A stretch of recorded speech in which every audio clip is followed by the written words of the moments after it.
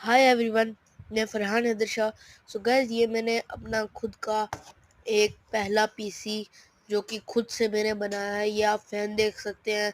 इसमें मैंने H61 motherboard use किया है, i3 का 4th जनरेशन प्रोसेसर यूज़ किया, हार्ड डिस्क यूज़ किया है, 4GB DDR3 रैम यूज़ किया है और SMPS 500 वाट का यूज़ किया और ये फ़ैन एक कूलिंग फ़ैन एक यूज़ किया।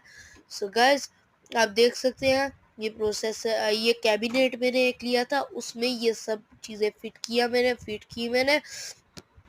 तो ये वर्किंग में भी बहुत अच्छा पीसी है। तो थैंक यू। और अगर आपको ये वीडियो अच्छी लगे तो आप प्लीज़ लाइक करना, सब्सक्राइब कर देना प्लीज़। Thank you.